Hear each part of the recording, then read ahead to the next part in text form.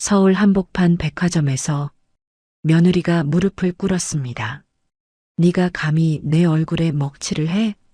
사람들이 보는 앞에서 그녀는 망신을 당했습니다. 당장 사과해.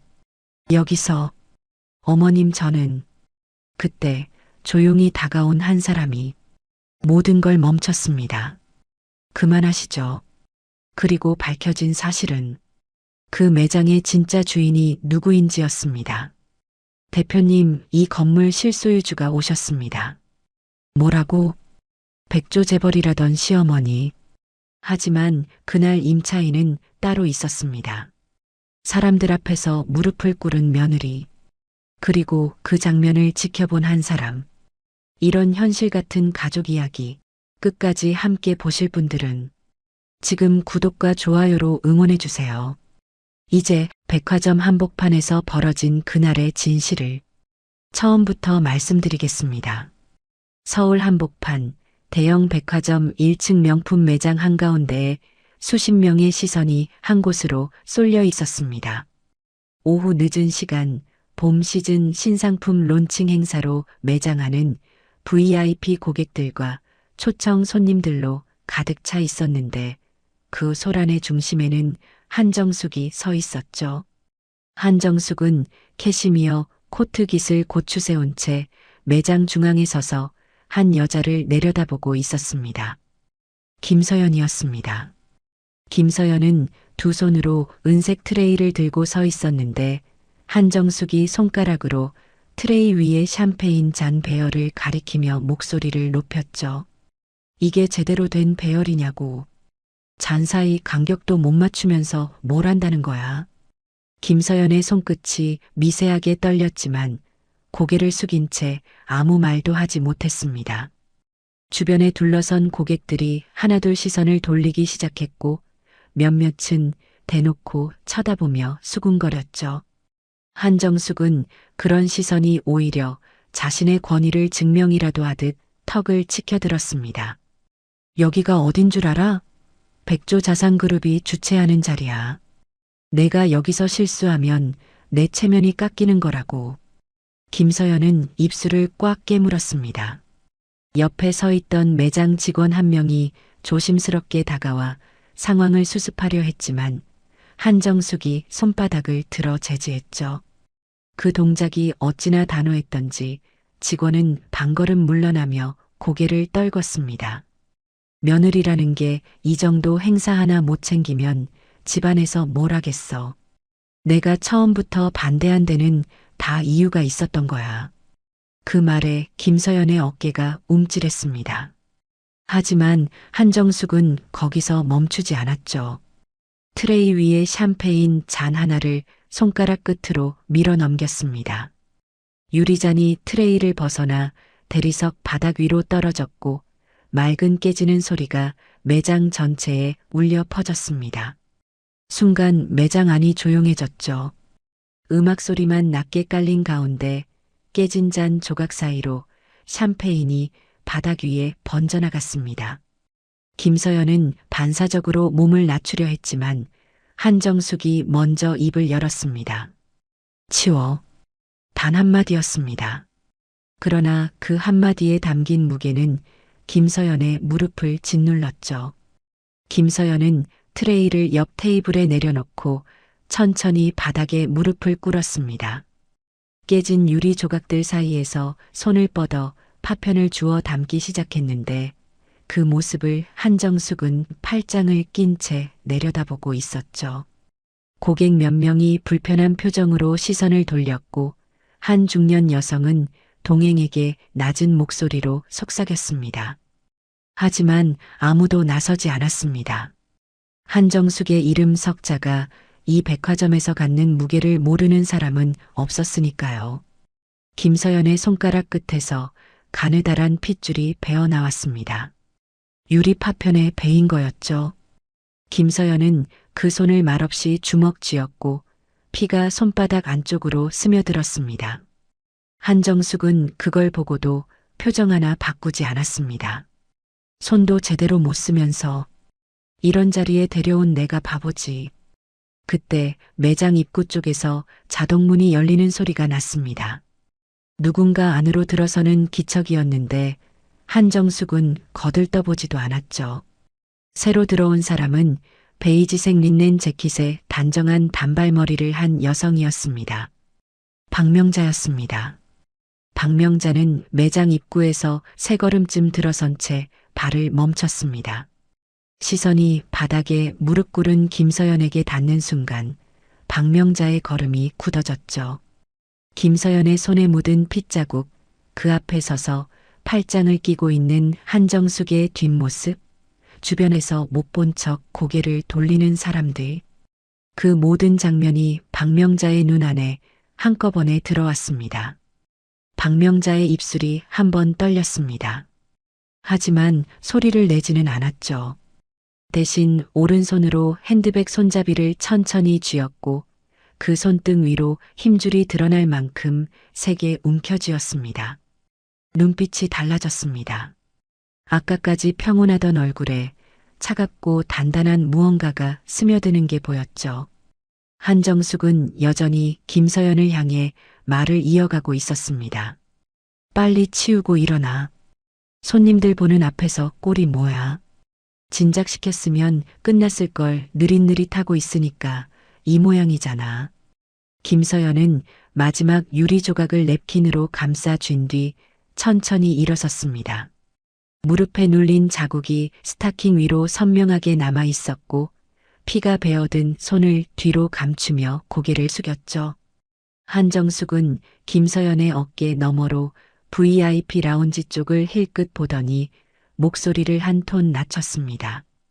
저기 안쪽에 회장님 부인도 오셨어. 내가 이 꼴이면 나한테 누가 되는 거야. 알아들어? 김서연은 대답하지 않았습니다. 고개를 숙인 채 입술만 꽉 다물고 있었는데 그 침묵이 한정숙에게는 복종으로 읽혔는지 콧바람을 한 번 내쉬며 몸을 돌렸죠. 박명자는 여전히 매장 입구 근처에 서 있었습니다.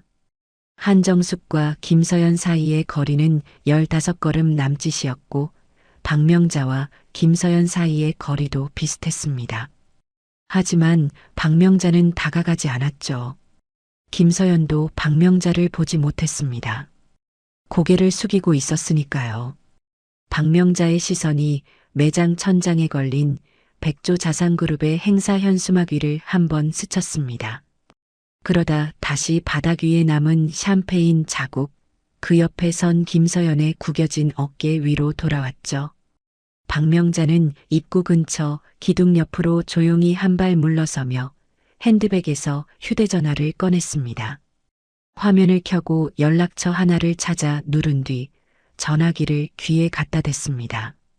신호음이 2번 울리는 동안 박명자의 눈은 여전히 바닥에 무릎 꿇었던 그 자리를 바라보고 있었습니다.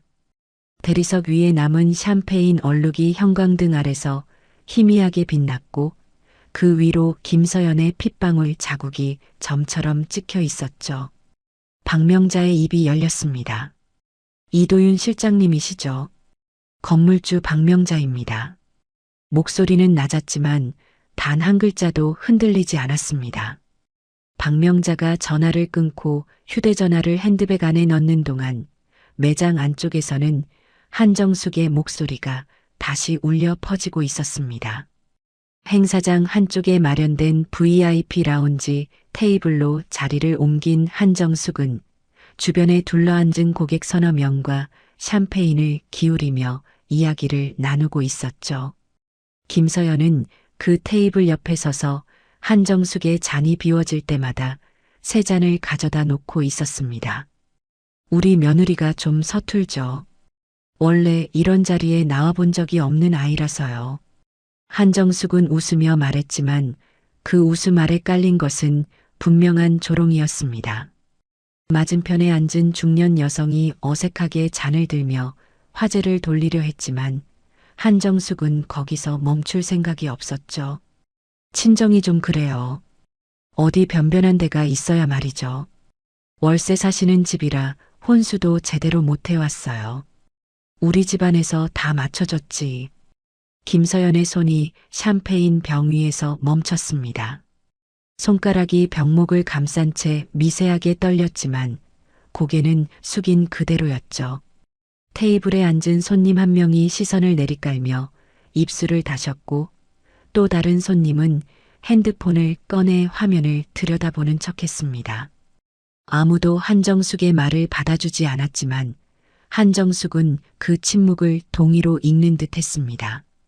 그래도 내가 데리고 다니면서 가르치는 거예요.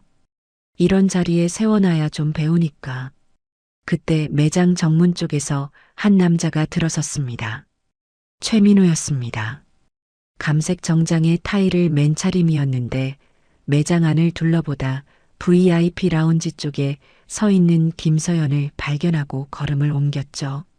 김서연이 최민호를 보는 순간 눈빛이 한번 흔들렸지만 이내 고개를 돌려 다시 테이블 위 잔을 정리하기 시작했습니다. 최민호는 한정숙 옆자리에 앉으며 가볍게 인사를 건넸습니다. 한정숙은 아들을 보자 표정이 한결 부드러워졌고 최민호의 팔을 가볍게 두드리며 옆에 앉은 손님에게 소개했죠. 우리 민호예요. 요즘 그룹 신사업 쪽 맡고 있어서 바쁜데 이렇게 와줬네. 최민호는 미소를 지으며 고개를 숙였고 맞은편 손님들과 가볍게 인사를 나눴습니다. 하지만 김서연 쪽은 한 번도 쳐다보지 않았죠. 김서연도 그걸 알고 있었습니다. 두 사람 사이의 거리는 고작 2걸음이었지만 그 2걸음 안에는 아무런 눈짓도 손짓도 작은 위로의 기척도 없었습니다. 한정숙이 다시 입을 열었습니다. 서연아, 안쪽 창고에서 행사용 쇼핑백 좀 더 가져와. 이 테이블 손님들 선물 포장해야 해. 김서연은 대답 대신 가볍게 고개를 숙이고 안쪽으로 걸어갔습니다. 김서연이 자리를 비우자 한정숙은 목소리를 한 톤 낮추며 테이블 손님들에게 기대듯 몸을 앞으로 숙였죠. 저 아이 친정엄마가 말이에요. 원래 시장에서 반찬 가게 하셨대요. 월세도 밀렸다더라고요. 그런 집안이니까 혼수가 될 리가 없잖아요. 최민호의 손이 테이블 아래에서 주먹을 쥐었습니다. 입술이 한번 벌어졌다가 다시 닫혔죠. 하지만 끝내 아무 말도 하지 않았습니다. 맞은편 손님 한 명이 분위기를 바꾸려는 듯 새 컬렉션 이야기를 꺼냈고 최민호는 그 화제에 자연스럽게 합류했습니다. 김서연이 쇼핑백 묶음을 안고 돌아왔을 때 테이블의 분위기는 이미 다른 화제로 넘어간 뒤였습니다. 하지만 김서연은 느꼈죠. 손님들의 눈빛 안에 묘하게 깔린 동정과 불편함을, 누군가 자신에 대해 이야기한 흔적을. 김서연은 쇼핑백을 테이블 옆에 내려놓으며 한정숙을 바라봤지만 한정숙은 아들과 이야기하느라 눈길조차 주지 않았습니다. 잠시 뒤 매장 중앙에서 행사 진행자가 신상품 프레젠테이션이 시작된다고 안내했습니다. 손님들이 하나둘 자리에서 일어나 중앙 무대 쪽으로 이동하기 시작했고 한정숙도 자리에서 일어섰죠. 그런데 일어서다 말고 김서연이 내려놓은 쇼핑백을 내려다보며 미간을 찌푸렸습니다. 이 포장이 뭐야? 리본도 안 묶여 있잖아. 가져갈 때 확인하고 가져와야지. 매번 이러니까 일을 2번 하는 거라고. 김서연은 쇼핑백을 다시 집어들며 리본을 찾으러 가려 했습니다. 그때 한정숙이 김서연의 손목을 잡아챘죠. 힘이 실린 소나기에 김서연의 몸이 반걸음 끌려왔고 아까 유리에 베인 손등 위로 한정숙의 손가락이 눌렸습니다. 김서연이 순간 얼굴을 찡그렸지만 소리는 내지 않았죠. 이 손은 뭐야? 밴드도 안 붙이고 돌아다녀. 여기 손님들이 피 묻은 손 보면 뭐라고 하겠어. 생각이 있어, 없어? 최민호가 그 장면을 봤습니다. 한정숙이 김서연의 손목을 쥔 채 말하는 모습을, 김서연이 고개를 숙인 채 손을 뒤로 빼려는 모습을. 최민호는 자리에서 반쯤 일어났다가 다시 앉았습니다. 입을 열었다가 다시 다물었고 결국 시선을 무대 쪽으로 돌렸죠. 한정숙은 김서연의 손목을 놓으며 손가락으로 안쪽을 가리켰습니다. 안쪽에 가서 밴드 붙이고 리본 제대로 묶어서 다시 가져와. 프레젠테이션 끝나기 전에 안 돌아오면 알아서 해. 김서연은 쇼핑백을 안고 안쪽 통로로 사라졌습니다. 복도를 걸어가는 김서연의 뒷모습이 형광등 아래서 점점 작아졌고 발소리도 서서히 멀어졌죠. 매장 안에서는 프레젠테이션 진행자의 밝은 목소리가 울려 퍼지고 있었지만 그 소리가 김서연이 걸어간 복도까지 닿지는 않았습니다. 한정숙은 중앙 무대 앞 첫 번째 줄에 자리를 잡으며 최민호에게 손짓했습니다. 최민호는 어머니 옆에 앉으면서 한번 뒤를 돌아봤죠. 김서연이 사라진 통로 쪽이었습니다. 하지만 거기엔 이미 아무도 보이지 않았고 최민호는 다시 고개를 앞으로 돌렸습니다. 무대 위에서 조명이 켜지는 동안 매장 입구 쪽 기둥 뒤에 서 있던 박명자는 핸드백 안에 휴대전화 위로 손가락을 올린 채 한정숙의 뒷모습을 바라보고 있었습니다. 방금 전 한정숙이 김서연의 손목을 잡아챘을 때 박명자의 입술은 한번 일그러졌다가 곧 다시 일자로 돌아왔죠. 그 표정 안에는 분노보다 더 깊고 슬픔보다 더 단단한 무언가가 자리를 잡아가고 있었습니다. 프레젠테이션이 한창이던 무대 위에서 조명이 새 컬렉션 가방 위로 쏟아질 때 박명자는 매장 입구 쪽 기둥에서 몸을 돌려 백화점 로비 방향으로 걸어 나갔습니다. 걸음은 느리지 않았지만 급하지도 않았죠. 매장의 유리문을 빠져나온 박명자는 로비 한쪽에 마련된 라운지 소파 앞을 지나쳐 엘리베이터 홀 쪽으로 향했습니다. 백화점 관리 사무실은 같은 건물 8층에 있었습니다. 엘리베이터 안에서 박명자는 핸드백에서 휴대전화를 다시 꺼내 통화 기록을 확인했죠. 아까 한 통화는 30초 남짓이었습니다. 이도윤 실장에게 자신이 건물주 박명자라는 것과 잠시 뒤 관리 사무실로 올라가겠다는 말만 전했을 뿐이었죠. 이도윤은 전화 너머에서 잠깐 침묵하더니 올라오시면 바로 안내해드리겠습니다라고만 답했습니다. 엘리베이터 문이 열리자 복도 끝에서 이도윤이 서 있는 것이 보였습니다. 짙은 회색 정장에 백화점 명찰을 단 이도윤은 박명자를 보자마자 허리를 숙여 인사했죠. 표정은 정중했지만 그 아래에 미세한 긴장이 깔려 있었습니다. 건물주가 예고 없이 방문하는 일은 이 백화점 20년 역사에서 한 번도 없었으니까요. 이쪽으로 오시죠. 이도윤이 앞서 걸으며 사무실 안쪽 회의실 문을 열었습니다. 박명자는 안으로 들어서며 테이블 앞 의자에 앉았고 이도윤은 맞은편에 앉으며 물 한 잔을 건넸죠. 박명자는 물잔을 받았지만 마시지 않고 테이블 위에 내려놓았습니다. 이도윤 실장님, 지금 1층 명품관에서 행사 중인 입점 업체가 어디죠?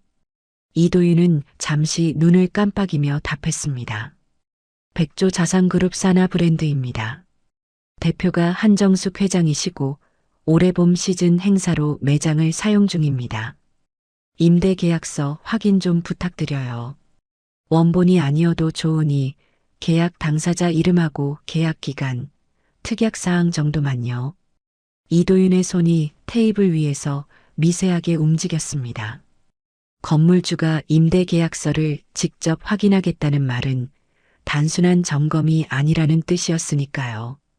이도윤은 자리에서 일어나 캐비닛 쪽으로 걸어가며 파일 하나를 꺼내 들었고 동시에 노트북을 여러 등기 시스템에 접속했습니다. 화면 위로 건물 등기 부등본이 떠올랐죠. 소유자 란에 적힌 이름은 단 하나, 박명자.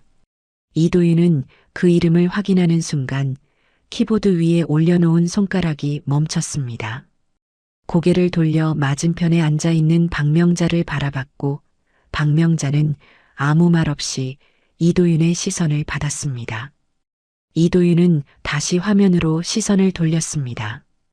등기부등본의 소유권 이전 일자는 18년 전이었고 그 이후로 단 한 번도 변동이 없었죠. 이 건물의 실소유주는 처음부터 지금까지 박명자 한 사람이었던 겁니다. 이도윤의 입이 한번 열렸다가 다물어졌고 이마 위로 가느다란 땀줄기가 흘렀습니다. 실장님, 아까 1층에서 제가 본 게 있어요. 박명자의 목소리는 낮았지만 또렷했습니다. 이도윤은 파일을 테이블 위에 내려놓으며 박명자를 마주봤죠.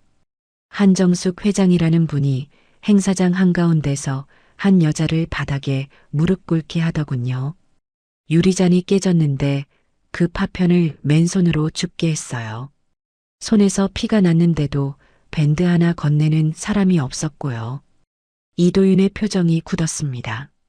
시선이 테이블 위 계약서 파일과 노트북 화면 사이를 오갔고 이마에 땀줄기가 관자놀이까지 내려왔죠.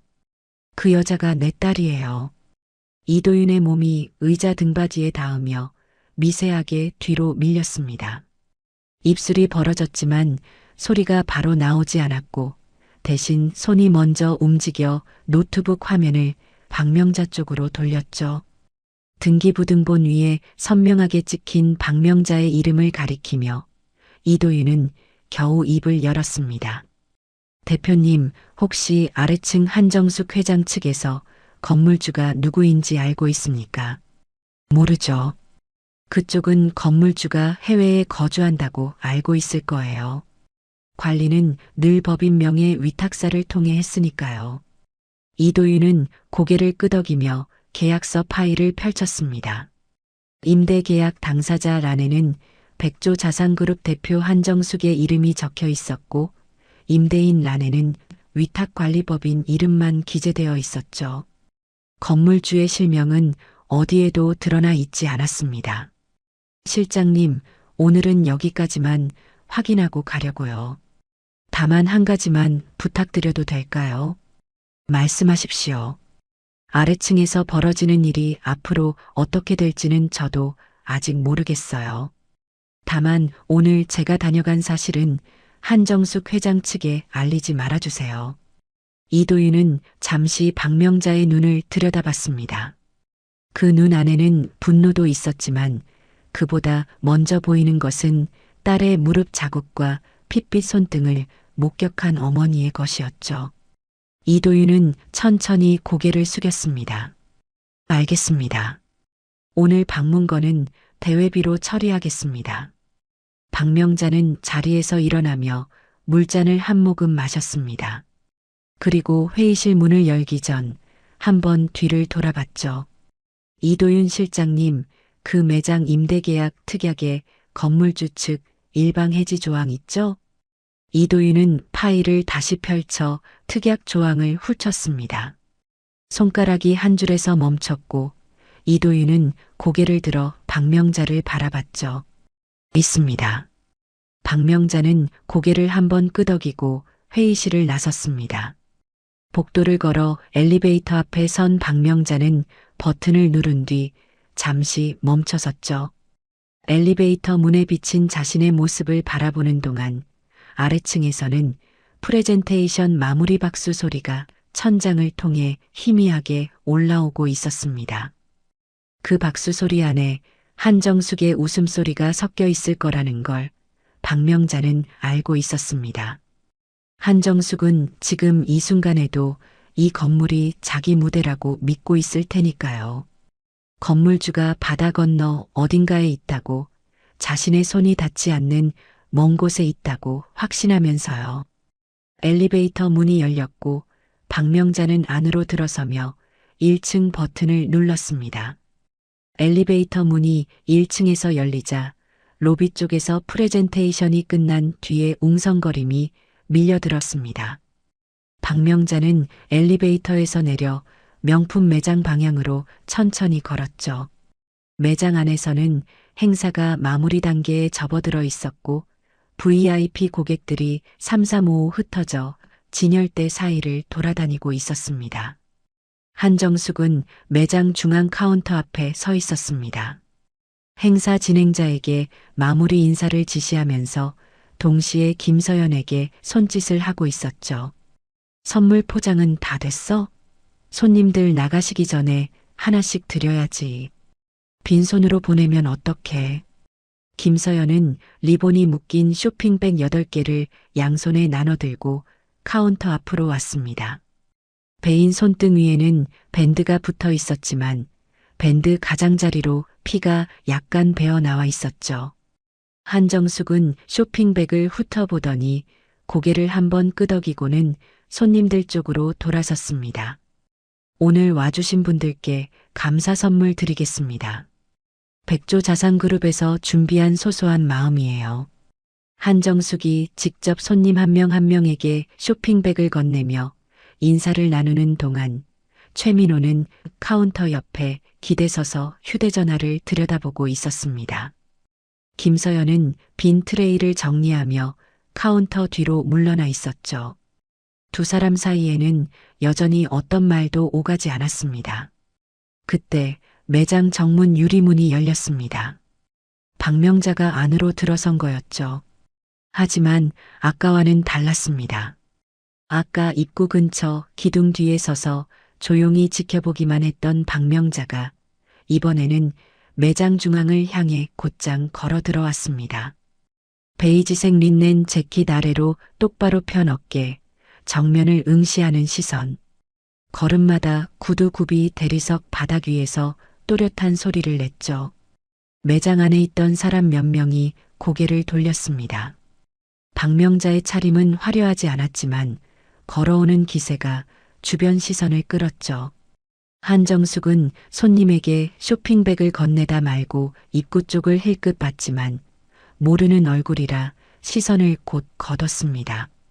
바로 그 순간 매장 뒤쪽 직원 출입구에서 이도윤이 나타났습니다. 이도윤은 빠른 걸음으로 매장을 가로질러 박명자 쪽으로 다가갔고 박명자가 매장 중앙에 도달했을 때 정확히 옆에 섰죠. 이도윤은 허리를 깊이 숙이며 매장 안에 있는 모든 사람이 들을 수 있는 목소리로 말했습니다. 건물주 대표님 오셨습니까?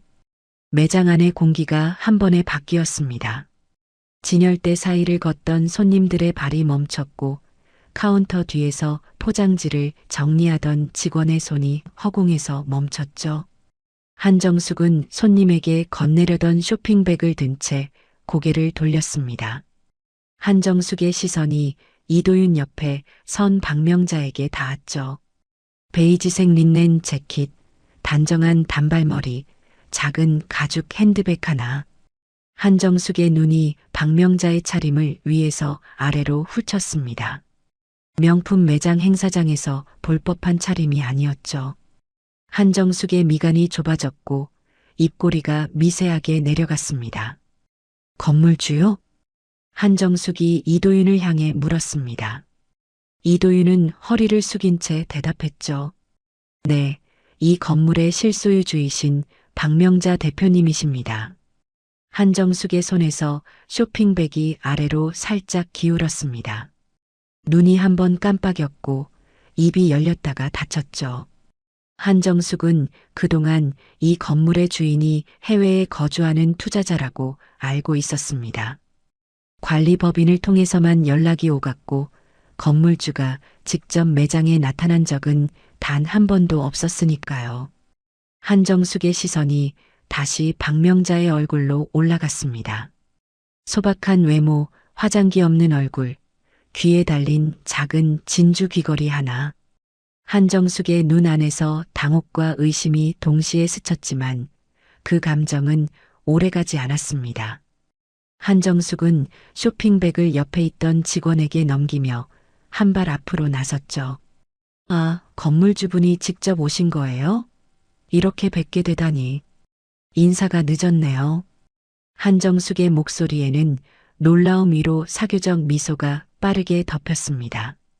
상대방이 건물주라는 사실보다 그 건물주의 외모가 자신의 예상과 전혀 다르다는 데서 오는 우의의식이 목소리 끝에 묻어났죠. 행사 중에 갑자기 방문하실 줄은 몰랐어요. 미리 연락 주셨으면 자리를 따로 마련해 드렸을 텐데. 박명자는 아무 말 없이 한정숙을 바라보고 있었습니다. 한정숙의 미소와 말 사이에 깔린 것들을 그 위에서부터 아래로 내려다보는 눈빛을 박명자는 고스란히 받아내고 있었죠. 그러다 박명자의 시선이 한정숙의 어깨 너머로 움직였습니다. 카운터 뒤에 서 있는 김서연이 보였죠. 김서연은 박명자를 알아본 순간 숨을 한 번 삼켰고 두 눈이 크게 떠졌습니다. 입술이 떨리며 무언가를 말하려 했지만 소리가 나오지 않았죠. 박명자는 김서연을 향해 아주 짧게, 거의 알아차릴 수 없을 만큼 작게 고개를 끄덕였습니다. 괜찮다는 뜻인지 가만히 있으라는 뜻인지 김서연만이 알아볼 수 있는 신호였죠. 한정숙은 그 시선의 교환을 눈치채지 못했습니다. 여전히 이도윤을 향해 말을 이어가고 있었으니까요. 이 실장, 건물주분께서 오셨으니 우리 행사 구경도 하시게 안내해드려요. 마침 VIP 라운지에 자리가 비었으니까. 이도윤은 한정숙의 말에 대답하지 않았습니다. 대신 박명자를 올려다보며 다음 지시를 기다렸고 박명자는 이도윤에게 눈짓 하나를 보낸 뒤 천천히 한정숙을 향해 고개를 돌렸습니다. 한정숙 회장님이시죠? 박명자의 첫마디였습니다. 목소리는 낮았지만 매장 중앙의 고요한 공기 속에서 선명하게 퍼졌죠. 한정숙은 고개를 끄덕이며 미소를 유지했지만 박명자의 다음 말은 나오지 않았습니다. 박명자는 말을 멈춘 채 한정숙의 눈을 들여다보고만 있었고 그 침묵이 3초, 5초, 7초로 늘어나는 동안 한정숙의 미소가 서서히 얇아지기 시작했습니다. 매장 안의 조명은 여전히 밝았고 진열대 위의 가방들은 여전히 빛나고 있었지만 한정숙의 발밑에서 무언가가 아주 천천히 기울어지고 있다는 걸 느끼는 사람은 아직 한정숙 자신뿐이었습니다. 박명자의 침묵이 이어지는 동안 한정숙은 미소를 거두지 않으려 애쓰고 있었습니다. 하지만 눈앞에 선 이 낯선 여자가 건물주라는 사실과 그 건물주가 자신을 말없이 들여다보고만 있다는 사실이 한정숙의 턱 근육을 미세하게 경직시켰죠. 한정숙은 결국 먼저 입을 열었습니다. 혹시 매장 임대 관련해서 오신 건가요? 계약건이면 관리법인 쪽으로 연락해 주시면 되는데. 박명자는 한정숙의 말을 끝까지 듣고 나서 천천히 시선을 옮겼습니다. 한정숙의 뒤편 카운터 뒤에 서 있는 김서연에게로. 김서연은 여전히 그 자리에 서서 박명자를 바라보고 있었고 입술을 꽉 다문 채 두 손을 앞치마 안쪽으로 감추고 있었죠. 밴드가 붙은 손등이 보이지 않도록. 박명자는 한정숙을 지나쳐 김서연 쪽으로 걸어갔습니다. 한정숙의 어깨 옆을 스치듯 지나가는 그 걸음에 한정숙의 고개가 자동으로 돌아갔죠. 박명자가 카운터 앞에 멈춰서서 김서연을 올려다보는 모습을 한정숙은 등 뒤에서 바라보게 되었습니다. 서연아. 박명자의 입에서 나온 그 두 글자에 매장 안의 공기가 다시 한번 바뀌었습니다. 김서연의 눈가가 붉어졌고 입술이 떨리기 시작했죠. 한정숙의 눈이 좁아졌습니다. 건물주라는 여자가 자기 며느리의 이름을 부르고 있었으니까요. 어떻게 이분이 서연이를. 한정숙이 중얼거리듯 내뱉은 말에 이도윤이 한 발 앞으로 나서며 입을 열었습니다. 한 회장님, 박명자 대표님은 김서연님의 친정어머님이십니다. 한정숙의 몸이 멈췄습니다. 미간이 좁아지더니 눈이 한번 크게 떠졌고 시선이 박명자와 김서연 사이를 빠르게 오갔습니다. 입이 벌어졌지만 말이 바로 나오지 않았죠. 친정어머니가 건물주라는 말이 머릿속에서 정리가 되지 않는 게 얼굴에 그대로 드러났습니다. 박명자는 한정숙의 반응을 보지 않았습니다. 카운터를 돌아 김서연 앞에 선 박명자는 김서연의 손을 가만히 잡아 앞으로 끌어냈죠. 밴드 위로 배어나온 핏자국이 형광등 아래서 드러났고 밴드 가장자리에 마른 피가 갈색으로 얼룩져 있었습니다. 박명자는 그 손을 두 손으로 감싼 채 한참 동안 내려다보았습니다. 엄마, 괜찮아요. 별거 아니에요. 김서연이 손을 빼려 했지만 박명자는 놓지 않았습니다. 대신 고개를 들어 김서연의 눈을 마주봤죠.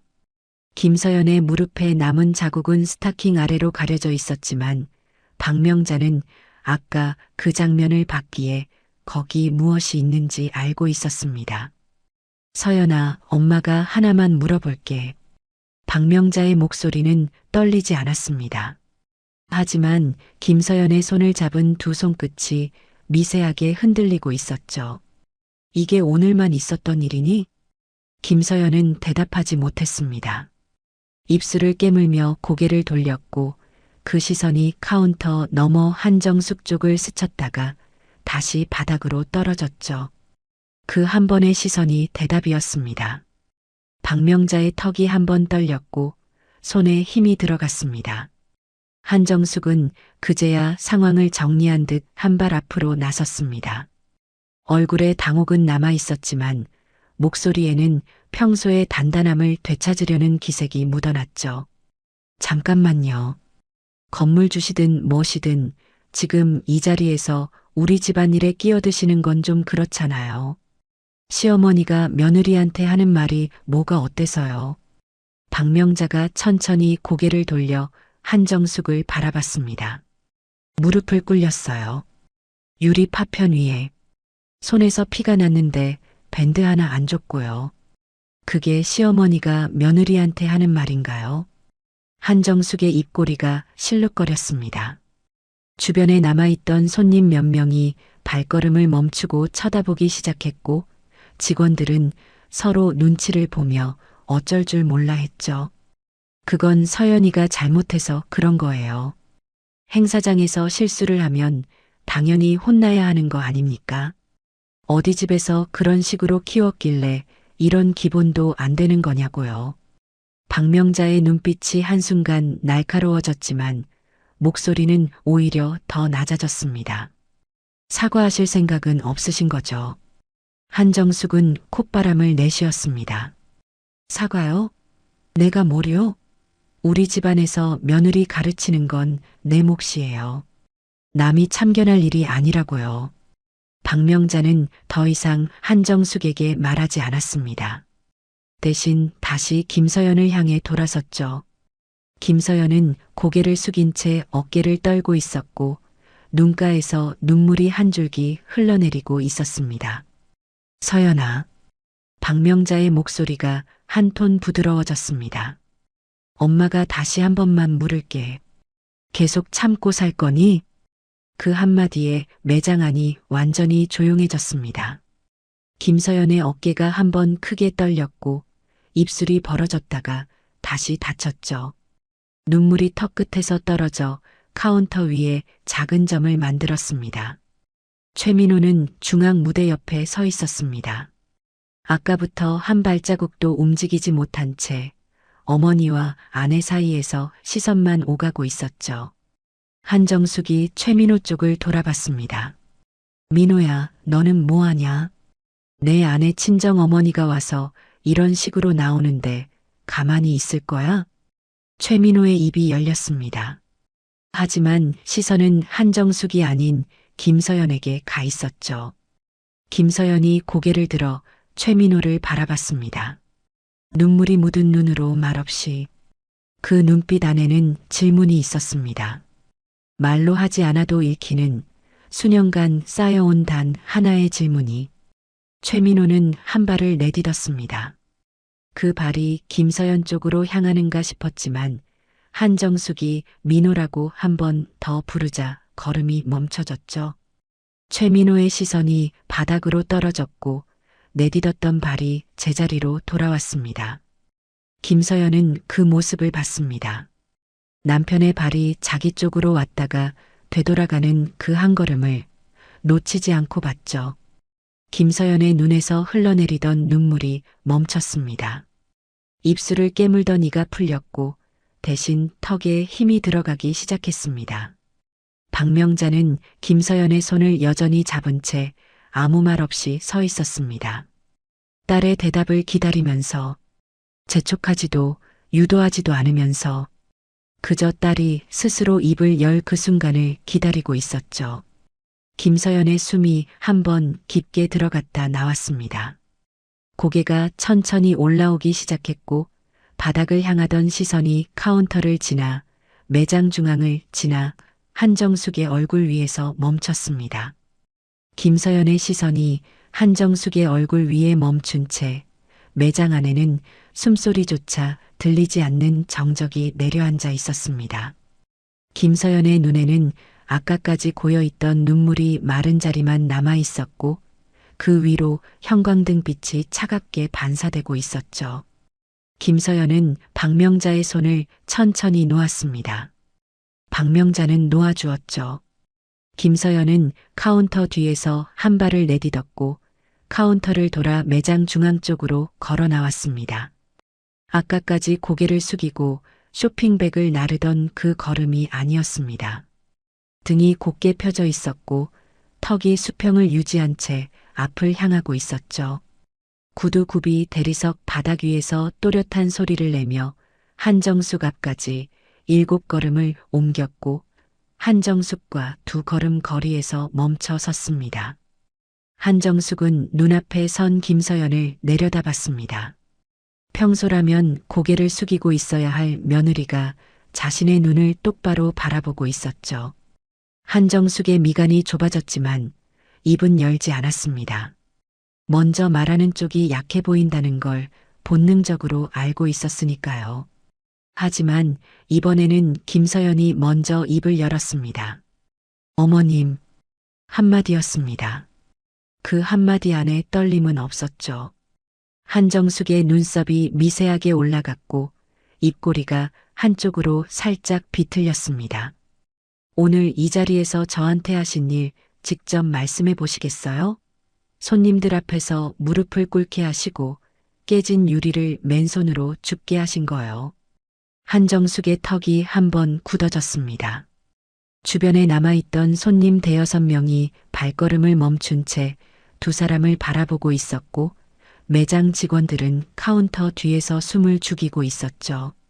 이도윤은 매장 한쪽 기둥 옆에 서서 팔짱을 끼지도 않고 어디에도 기대지 않은 채 정면을 주시하고 있었습니다.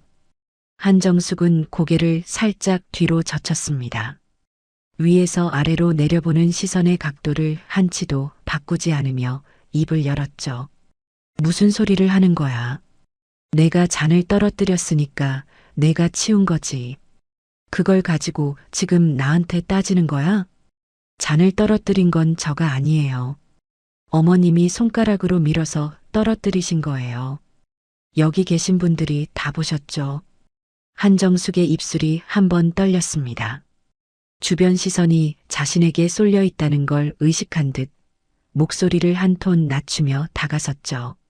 서연아, 지금 내 친정 엄마가 왔다고 기가 살아서 이러는 거야? 여기가 어딘 줄 알아? 손님들 보는 앞에서 시어머니한테 이런 식으로 나오면 내 체면이 뭐가 되겠어? 체면이요? 김서연의 목소리가 한층 선명해졌습니다. 제 체면은 아까 이미 바닥에 닿았어요. 어머님이 그렇게 만드셨잖아요. 유리 조각 사이에 무릎 꿇고 앉아서 피 흘리면서 주울 때, 그때 제 체면은 어디 있었는데요? 한정숙의 볼 위로 붉은 기운이 번졌습니다. 눈이 가늘어졌고 턱 근육이 한번 움찔했죠. 하지만 목소리는 여전히 단단한 척을 유지하고 있었습니다. 그래서 뭘 어쩌겠다고. 며느리가 시어머니한테 반말이라도 하겠다는 거야? 사과해 주세요. 매장 안의 공기가 얼어붙었습니다. 한정숙의 눈이 크게 떠졌고 입이 벌어진 채 2, 3초 동안 다치지 않았죠.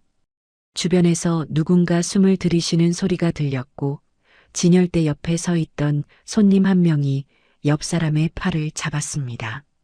뭐라고? 이 자리에서 여기 계신 분들 앞에서 저한테 사과해 주세요. 아까 하신 일에 대해서요. 김서연의 목소리는 떨리지 않았습니다. 하지만 손등 위에 붙은 밴드 가장자리로 새로 땀이 배어 나오고 있었고 그 아래로 아까의 상처가 여전히 욱신거리고 있었죠. 김서연은 그 통증을 느끼면서 한정숙의 눈을 바라보고 있었습니다. 고개를 돌리지 않고 시선을 내리지 않고 한정숙은 한 발 뒤로 물러섰습니다. 무의식적인 방걸음이었지만 그 방걸음이 매장 안의 모든 사람에게 보였죠.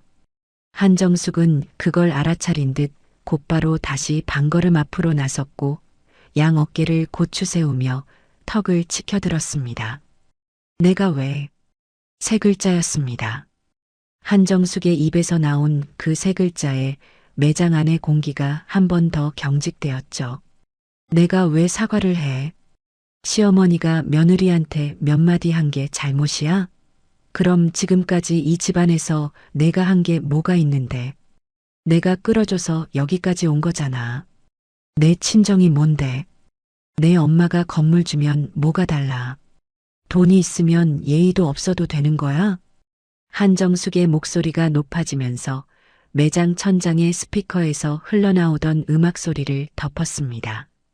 얼굴이 붉어졌고 목에 힘줄이 드러났죠.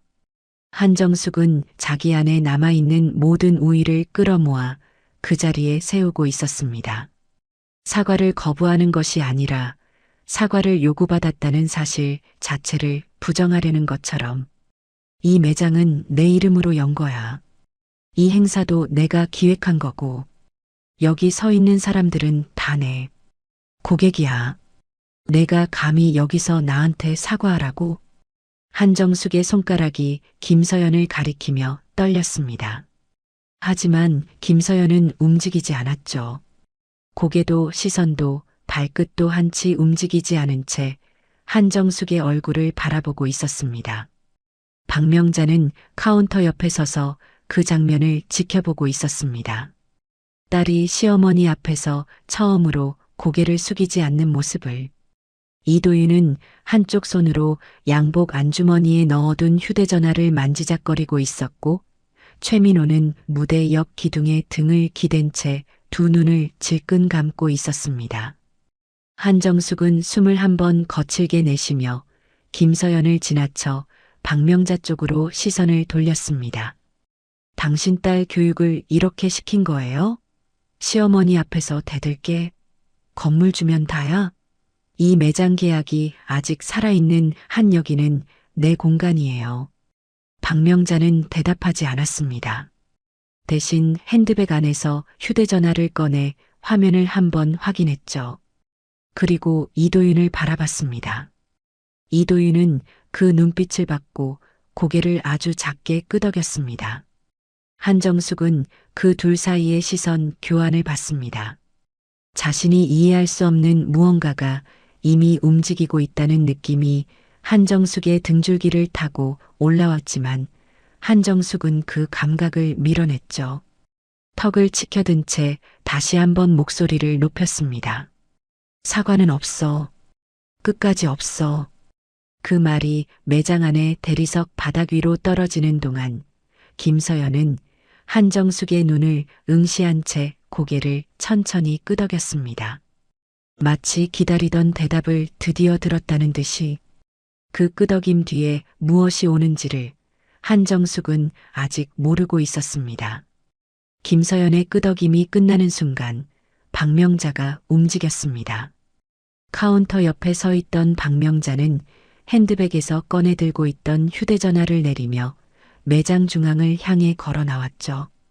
구두 굽소리가 대리석 위에서 일정한 간격으로 울렸고 그 소리가 한정숙과 김서연 사이의 공간을 가로질러 매장 전체에 퍼졌습니다. 박명자는 한정숙의 정면, 세 걸음 거리에 멈춰 섰습니다. 김서연의 옆이었고 이도윤이 한 발 뒤에서 따라붙었죠. 매장 안에 남아있던 손님들과 직원들의 시선이 한 곳으로 모였습니다. 한정숙 회장님. 박명자의 목소리는 낮았지만 매장 구석까지 닿았습니다. 방금 사과는 없다고 하셨죠. 분명히 들었습니다. 한정숙은 턱을 치켜든 채 대답했습니다. 네, 없어요. 몇 번을 물어도 같아요. 박명자는 고개를 한번 끄덕였습니다. 그리고 이도윤을 돌아봤죠. 이도윤 실장님, 부탁드립니다.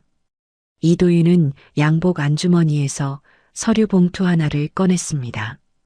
아까 8층 사무실에서 준비해 온 것이었죠. 봉투를 열어 안에서 2장짜리 서류를 꺼낸 이도윤은 한 발 앞으로 나서며 한정숙을 향해 말했습니다. 한정숙 회장님, 본 건물 소유주이신 박명자 대표님의 요청에 따라 공식 통보드립니다. 이도윤의 목소리는 사무적이었지만 또렷했고 매장 안에 남아있는 모든 사람의 귀에 닿았습니다. 백조 자산그룹과 체결된 1층 명품관 임대계약에 대해 건물주 측 일방해지 특약 조항에 의거하여 계약 해지를 통보합니다. 해지 효력은 오늘부로 발생하며 매장 운영은 즉시 중단됩니다. 한정숙의 얼굴에서 색이 빠졌습니다. 입이 벌어졌지만 소리가 나오지 않았고 손가락이 허공을 향해 반쯤 올라갔다가 내려왔죠. 눈이 이도윤의 손에 들린 서류와 박명자의 얼굴 사이를 빠르게 오갔습니다. 지금 뭐라고 한 거예요? 계약 해지? 그게 말이 돼요? 한정숙의 목소리가 갈라졌습니다. 이도윤은 서류를 한정숙 쪽으로 내밀었죠. 계약서 특약 제7조에 명시되어 있습니다.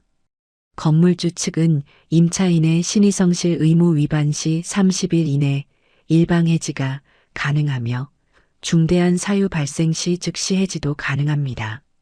한정숙은 서류를 받아들었지만 글자가 눈에 들어오지 않는 듯 손만 떨고 있었습니다. 고개를 들어 박명자를 노려봤죠. 이게 보복이에요? 딸일 가지고 내 사업을 건드리겠다는 거예요? 이 매장에 투자한 돈이 얼마인 줄 알아요?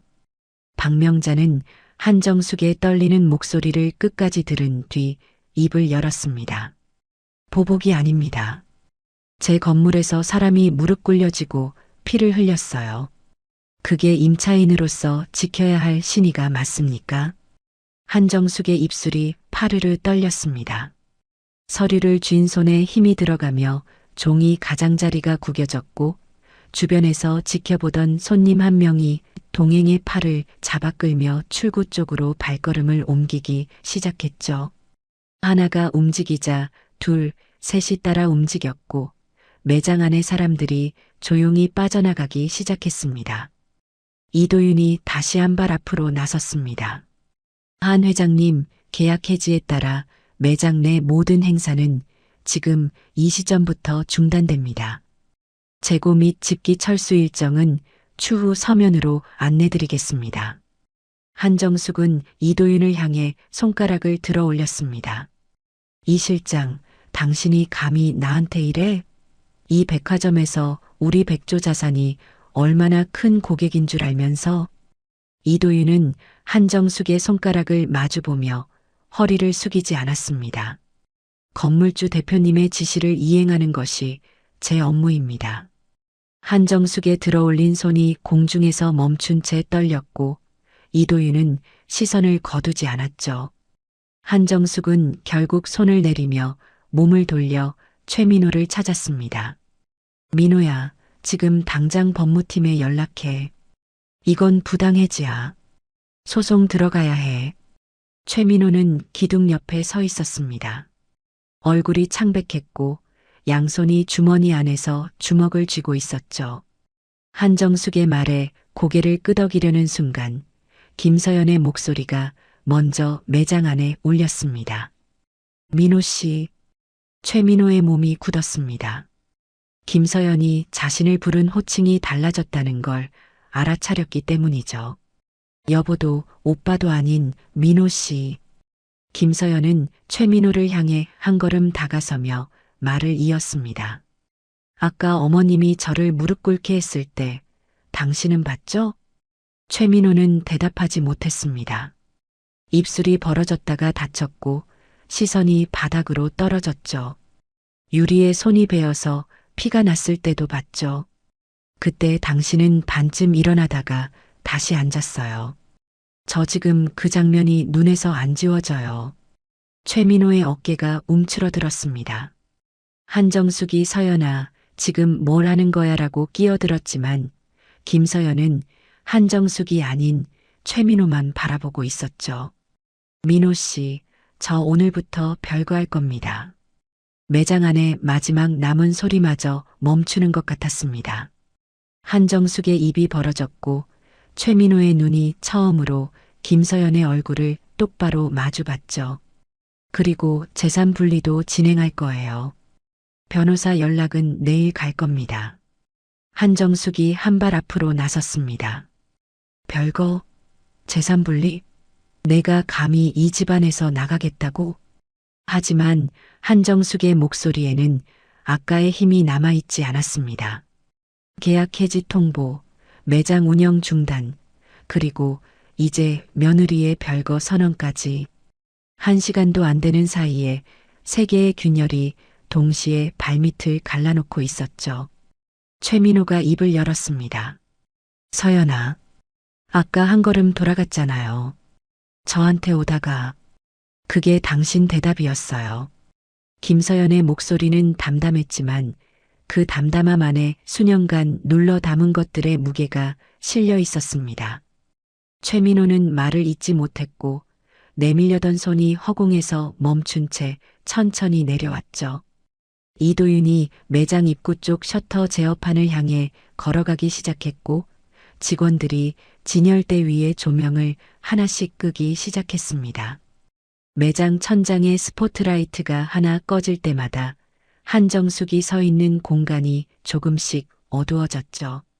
한정숙은 꺼지는 조명을 올려다보며 방금 전까지 자기 무대라고 믿었던 공간이 자기 것이 아니었다는 사실을 비로소 온몸으로 느끼고 있었습니다.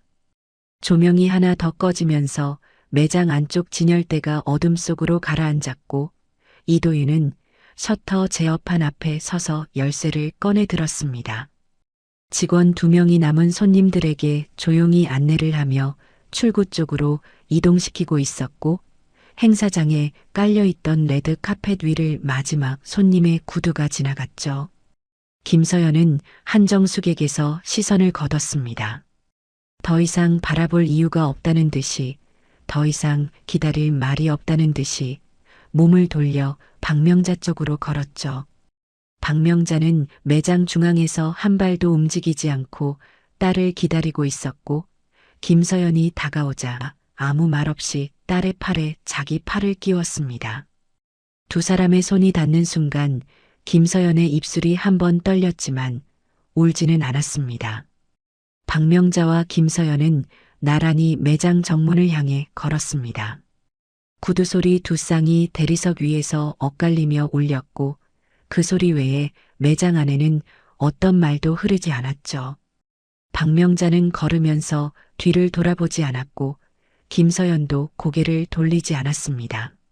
한정숙이 서 있는 쪽도 최민호가 서 있는 쪽도 한 번도 보지 않은 채 두 사람은 유리문 앞에 섰죠. 자동문이 열렸습니다. 바깥 로비의 조명이 매장 안보다 훨씬 밝았고 그 빛이 유리문 사이로 쏟아져 들어오며 두 사람의 등을 비췄습니다.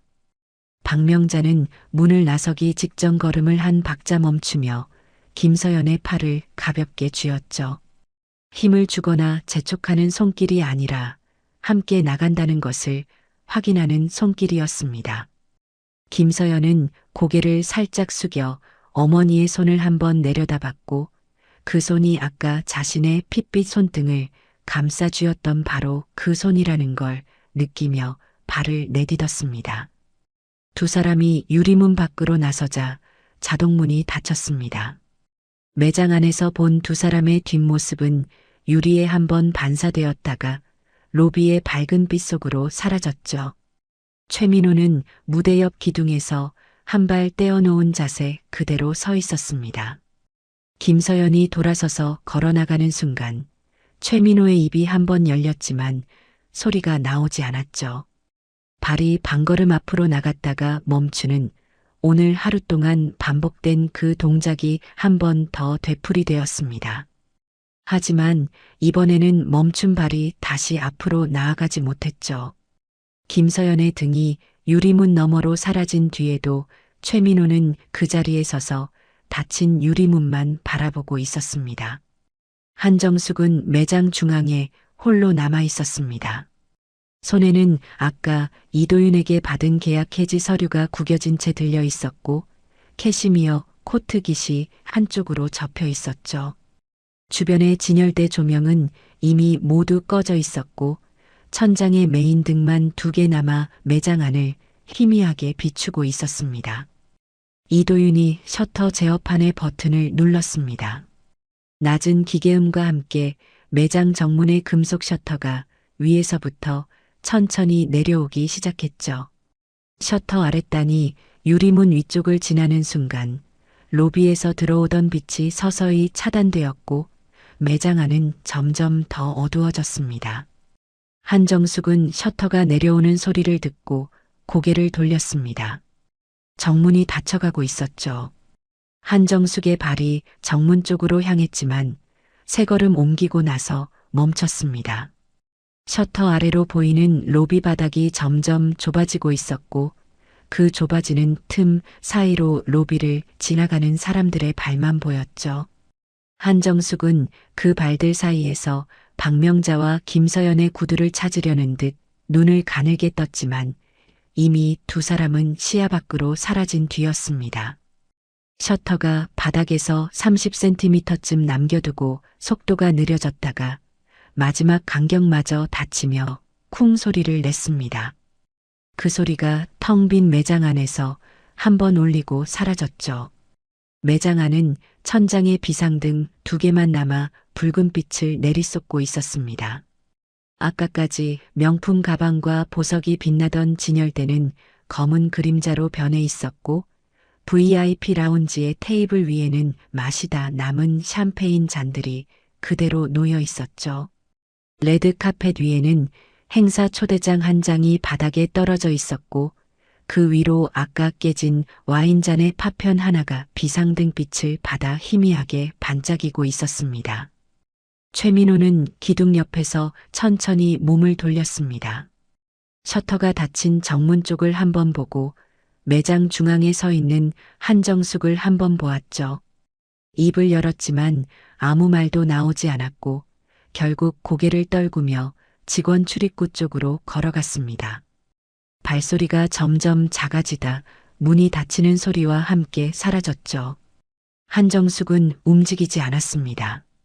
매장 중앙, 아까 김서연이 무릎을 꿇었던 바로 그 자리에서 2발 떨어진 곳에 서서 손에 구겨진 서류를 쥔 채 정면을 바라보고 있었죠. 정면에는 닫힌 셔터가 있었고 그 셔터 아래쪽에 설치된 유리 패널 위로 한정숙의 모습이 어둡게 비치고 있었습니다. 비상등의 붉은빛 아래서 유리에 비친 한정숙의 얼굴은 아까 행사장 한가운데서 팔짱을 끼고 서 있던 그 사람과 같은 사람이라고 보기 어려웠습니다. 입꼬리는 내려가 있었고 눈 아래 그림자가 깊었으며 캐시미어 코트의 깃은 한쪽이 접혀 올라간 채 돌아오지 않고 있었죠. 한정숙의 손에서 구겨진 서류가 미끄러져 바닥에 떨어졌습니다. 종이가 대리석 위에 닿는 소리가 텅 빈 매장 안에서 비정상적으로 크게 울렸고 한정숙은 그걸 줍지 않았습니다. 시선이 바닥의 서류 위에 잠시 머물렀다가 다시 정면의 유리 패널 위로 돌아왔죠. 유리 위에 비친 자신의 모습만이 한정숙을 바라보고 있었습니다.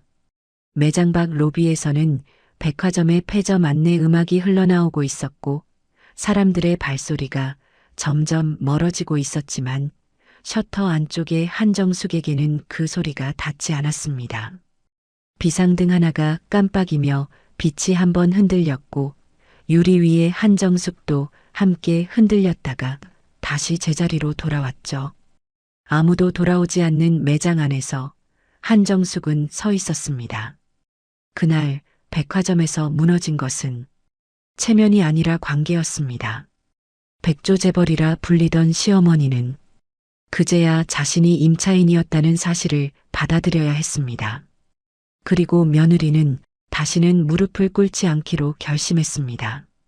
끝까지 시청해 주셔서 감사합니다.